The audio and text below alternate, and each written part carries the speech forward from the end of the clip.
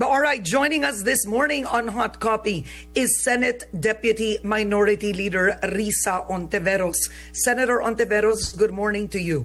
Good morning, Karen, and to all our viewers. Okay, I want to give the audience an update. Last night, the House of Representatives adopted a resolution certifying the impeachment proceedings against Vice President Sara Duterte that they initiated on February 5 did not violate the 1987 Constitution.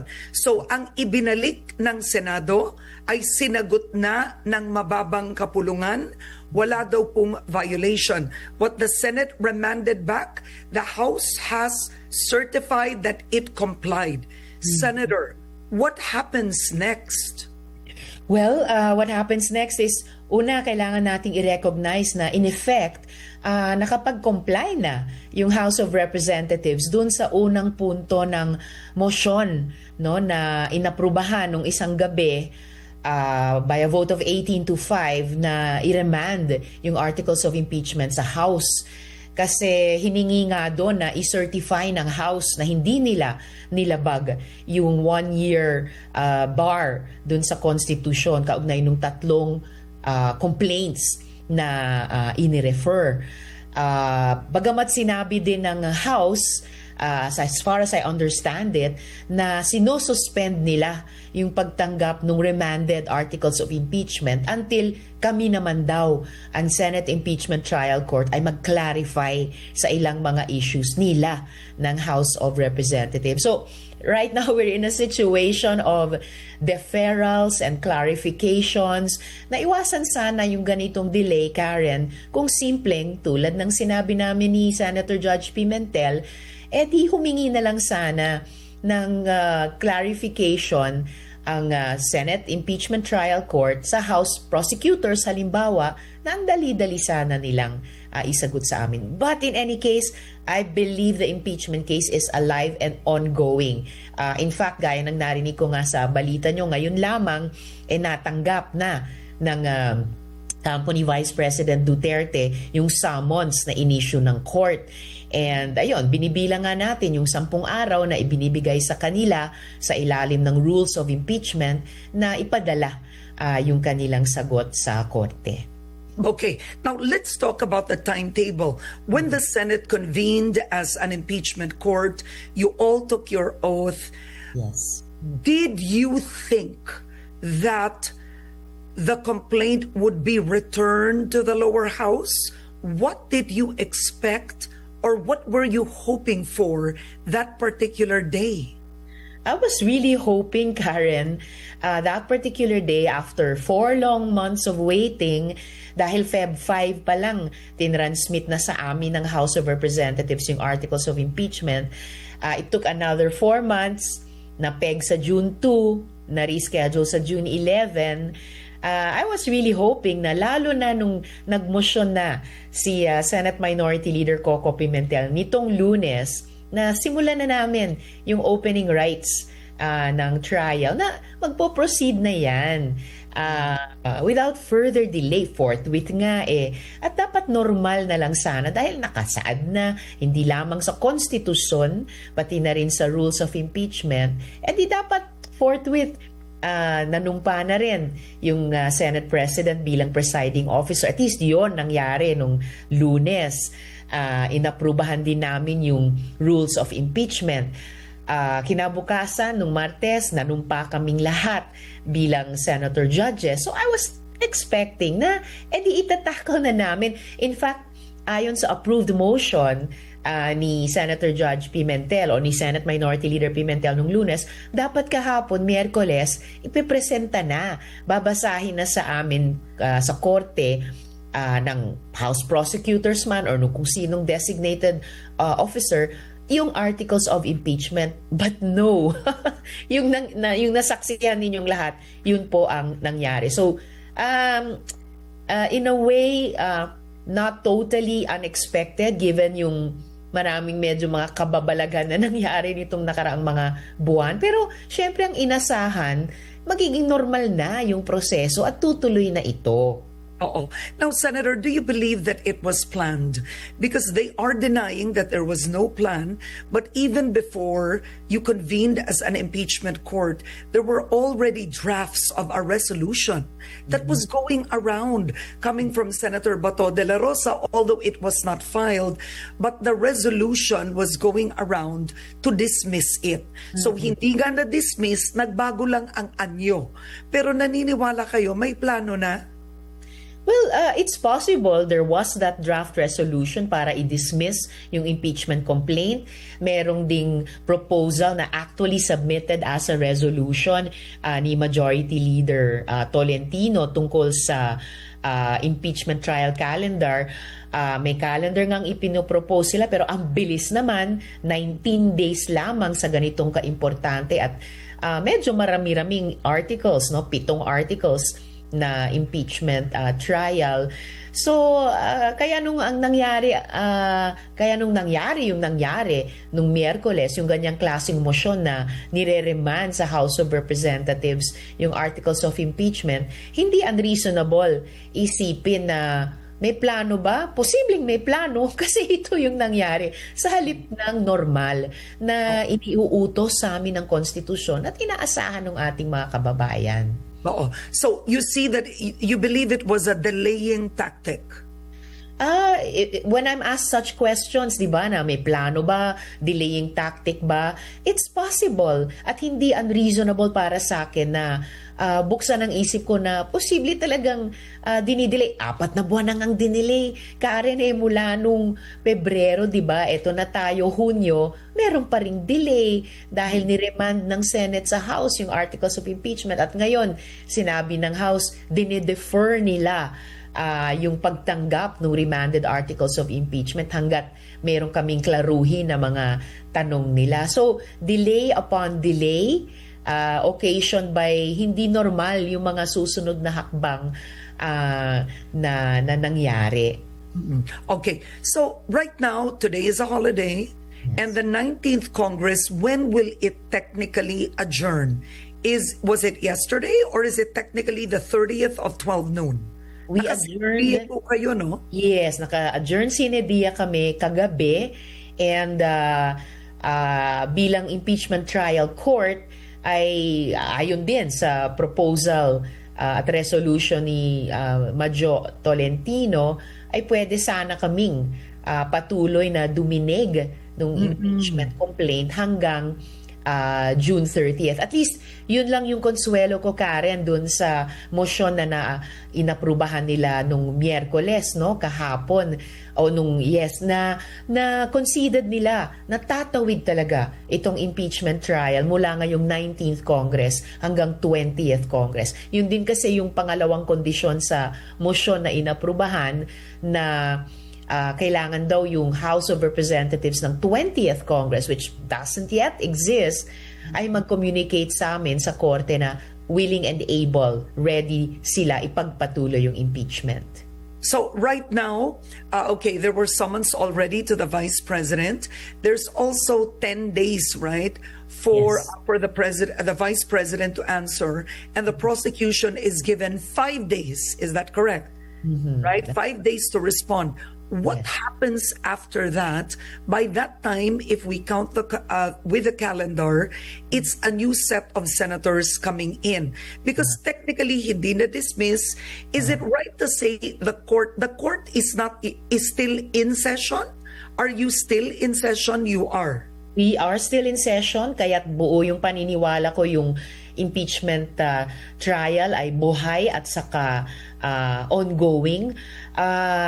Kung pagpasok ng bagong 12 senador para sa 20th Congress, mag-apply doon yung assurance ni Senator Judge Pimentel na irrelevant kung sino o sino-sino yung aktual na nagko-compose ng Senate at any point in time of an impeachment trial dahil ang Senado ay yung Senado pa rin, yung institusyon at ayon mismo sa rules of impeachment, pagkatapos naming lahat na nanumpa sa presiding officer bilang senator judges, the other senator judges, halimbawa yung 12 papasok sa 20th Congress, ay pwede lamang manumpa rin sa presiding officer. Kaya magpapatuloy talaga ang trial na ito. All right. Now, what if members of the 20th Congress, you have more supporters of Vice President Sara Duterte coming in.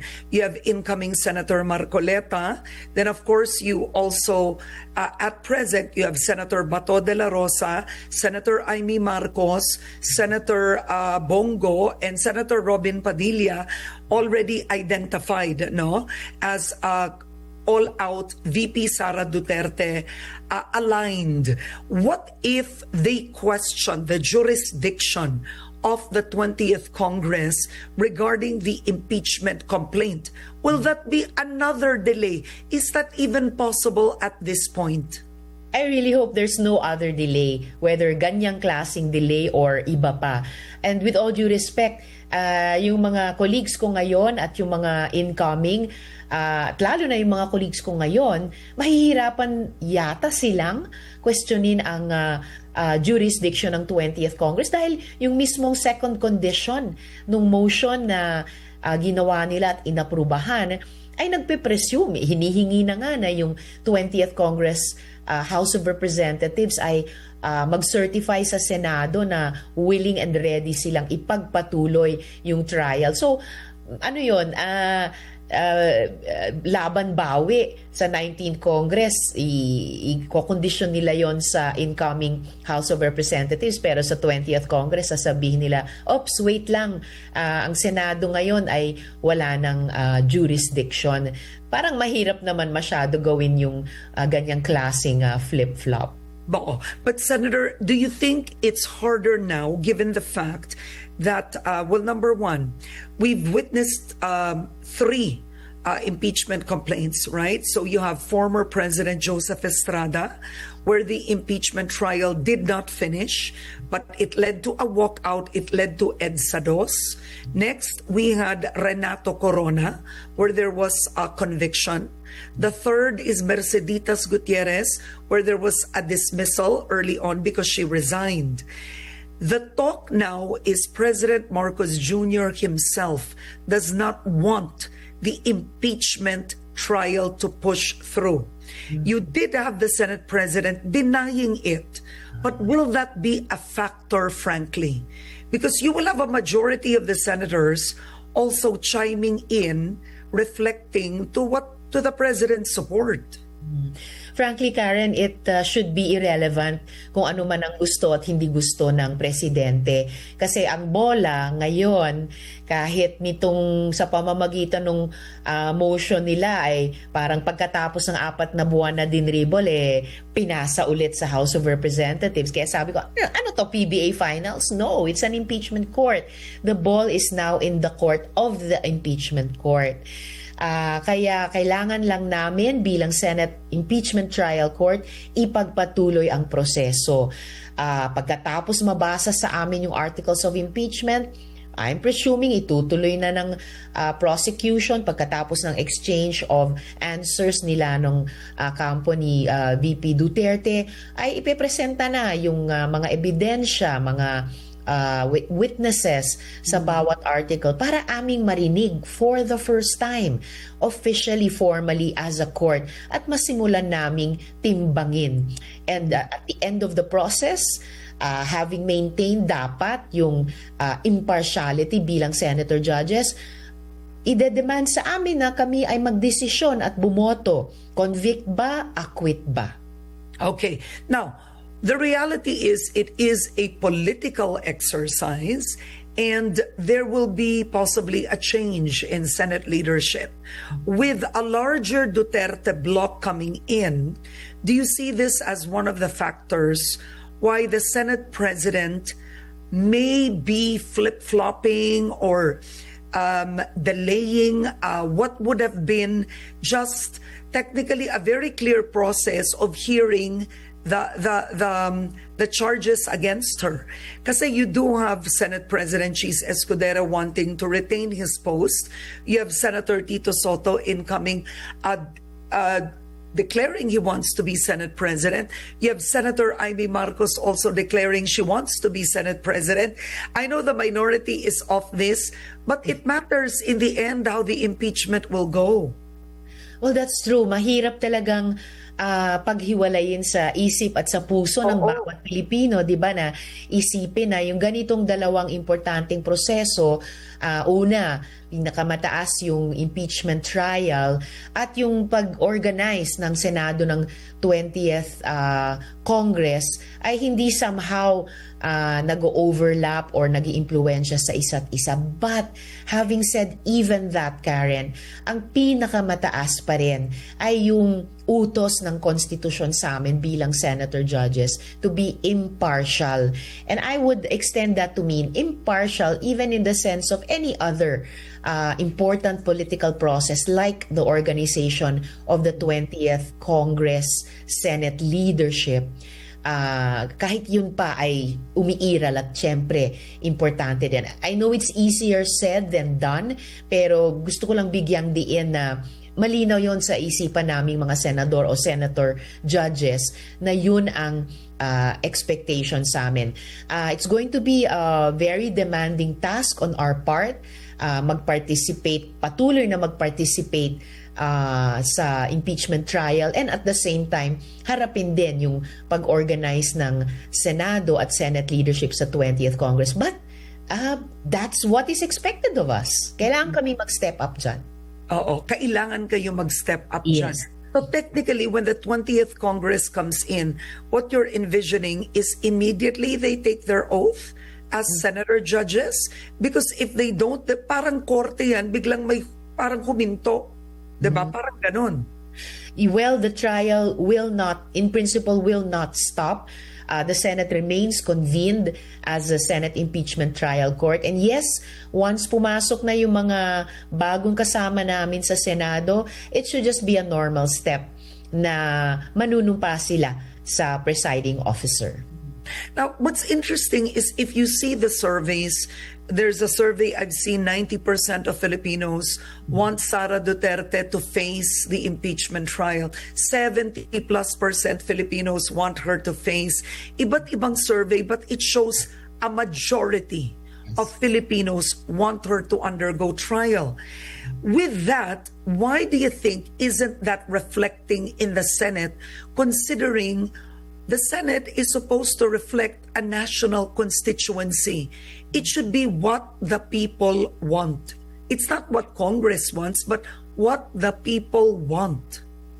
Kaya nga dapat patuloy na minded kami sa Senado na given yung ganyang consistent na pagpaparamdam ng sentimiento at tingin ng ating mga kababayan at aming constituents din. And also given the history, kanina Karen, pinaalala mo sa amin ano yung naging kasaysayan ng mga naunang impeachment trials, and they all proceeded more or less forthwith. At imposibleng nagpatuloy sila ng ganun kung hindi actively, hindi lang observing, pero engaged din yung ating mga kababayan. Kaya dapat minded pa rin kami ngayon, ang Senado ng 19th Congress and eventually ang Senado ng 20th Congress, dun sa siguro pagkapit ng ating mga kababayan sa constitutional principles ng accountability in public office as a public trust, na walang sino mang sa aming nagtatrabaho sa gobyerno ay above the law. At bawat isa, kapag tinawag, lalo na sa mataas na proseso ng impeachment, ay dapat ipagpatuloy ito. Oo. Senator, I want to ask your reaction. Senate President Cheese Escudero in a press conference, I'm gonna quote Kim.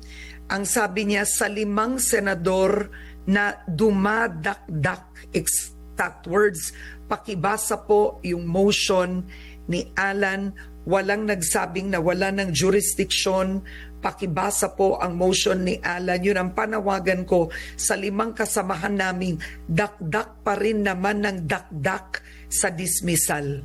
Your reaction? Of course, binasa namin ang motion. Kaya nga po kami bumoto ng no. Dahil tingin po namin, excessive siya, simpleng pwedeng hiningi lamang sa House or sa House prosecutors sagutin yung mga kondisyon na nakapaloob dyan sa motion nila. And in fact, which has now been answered, complied with by the House. Simpleng, wala pa kaming kausap na 20th Congress House of Representatives para dun sa pangalawang kondisyon. Ang daming ambiguous and therefore dangerous, subject to interpretation na salita sa motion. At mismong sina senators, judges, Marcos at De La Rosa, pagkatapos nilang aprubahan yung motion na yan, ay nagsasabi ng suspended, nagsasabi ng dismissal at wala ng jurisdiction ang Senate Impeachment Court. And of course, the word, no? I mean, dakdak is hardly a cordial word, whether sa personal relationships o lalo na sa isang legislative body. Will there be a constitutional crisis, or will the Senate, and can the Senate violate its constitutional mandate if the trial does not push through?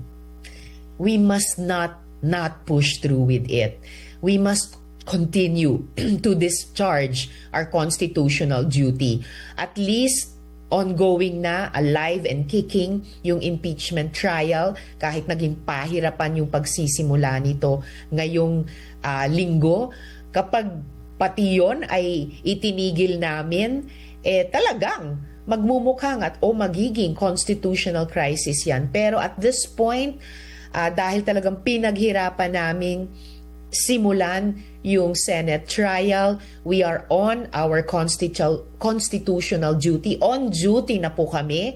At dapat ay magpatuloy lamang at hindi bumali pa sa tungkuling iyan na amin nang sinimulan at amin nang ginagawa. Does the impeachment court at this point have the power to dismiss the complaint against Vice President Sara Duterte, or only to acquit or convict? What power does the impeachment court still have? Yan ang power. Hindi lamang, Karen, pero yan ang malaking power, mabigat na power na meron ang impeachment court. At dalawa lang na option po yun. Wala pong dismissal na third option talaga. It's only convict or acquit. At pagkatapos namin madinig, mapag-isipan, matimbang at mapagdesisyonan yung mga ebidensya at mga testigo na dapat ipepresenta ng mga prosecutors sa amin during the trial. Okay. My last question with you is, the impeachment judges are expected to be fair and neutral, but not many are fair and neutral, and I want to ask you that. Can the Vice President still expect fairness from Senator Risa Ontiveros when you and your allies have led, right, the investigation against her? You've had a confrontation in the Senate at one point. Can the Vice President still expect Senator Ontiveros to be a fair judge? Definitely, Karen. Yung mga investigations at confrontations ay ginanap ko at ginanap namin sa pagtupad ko ng tungkulin ko bilang legislator.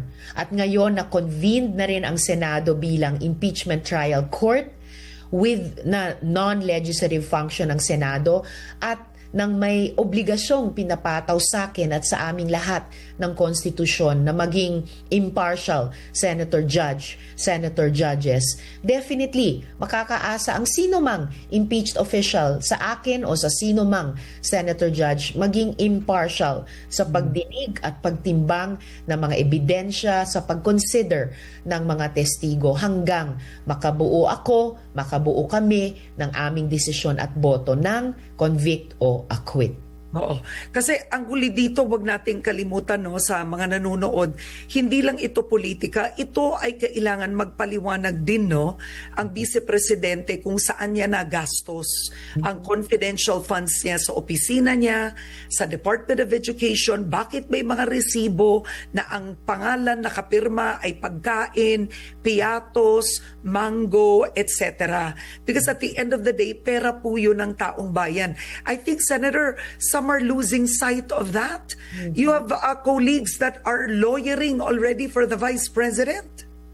Well, sa pagdinig namin sa mga ebidensyang iyan at testigo sa bawat article of impeachment, mapapaalalahanan naman kami na tungkulin talaga naming dinigin, intindihin, i-appreciate at timbangin ang mga ito ayon sa prinsipyo nga ng accountability na pinapataw sa amin ng konstitusyon at dinidemand din sa amin kapag kami senator judges na mabigat sa aming bubuing desisyon at boto na prinsipyo. On that note, Senator Risa Ontiveros, thank you for joining us today on Head Start. Thank you.